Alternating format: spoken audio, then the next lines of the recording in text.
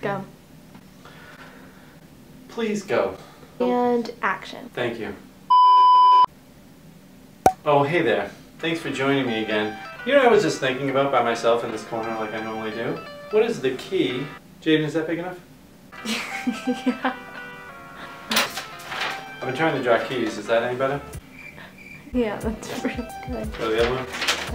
What is the key to surviving an insurance audit? Well, let me tell you what the key is to surviving an insurance audit. Okay, that just hit Jaden off the head.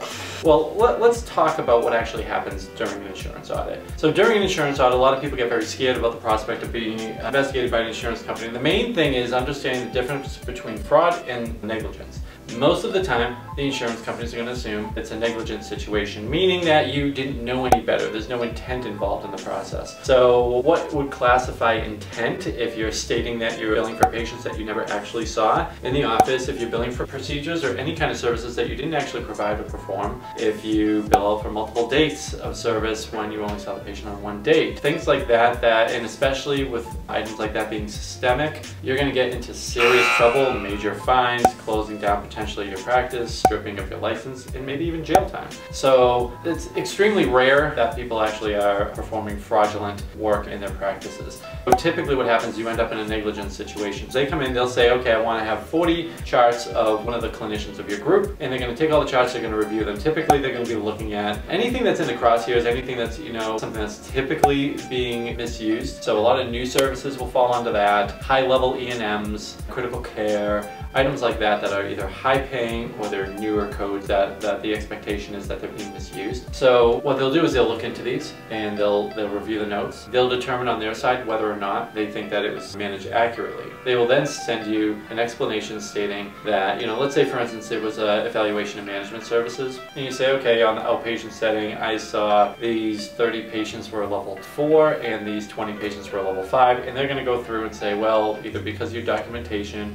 or because of the diagnoses or for whatever reason, we're going to take these level 4s and level 5s and bring them down to level 3s because either you didn't document it properly or the acuity of the care wasn't there or the time wasn't properly recorded, whatever the reason was. And they will take the difference of that money from the group. So let's say that turns into $3,000 or $4,000. They'll take that money from the group. Typically they'll pay themselves back on future payments. They'll just do non-payment and state that that's paying back what it is that you owe. And they'll leave you with information stating specifically what it is that you had done wrong and what they expected you to do to improve. And depending on how poorly you did on this audit, they might be more likely to do a review in about a year from now. So, I think a lot of people get worried that the insurance company is going to come in and they're going to just wrap you up in handcuffs if everything doesn't match up. That's not reality. It's usually just a fine and typically not an extremely punitive one. Like I said, unless you're really doing something that you're really mismanaging or misrepresenting the practice. Then you also have an appeals process, so always make sure you go through it. Have someone that's disciplined. If you don't have somebody in your office, hire somebody that is disciplined in chart review so they can go in and they can make an appeal on your behalf, because often the people who are reviewing this, they're not clinicians. These are, these are people who have a checkbox system and they're going through and seeing if you have certain phrases in there to constitute what it is that you build out. Often we find it not to be correct. So make sure you always submit an appeal if an appeal is due, and only challenge the ones that you think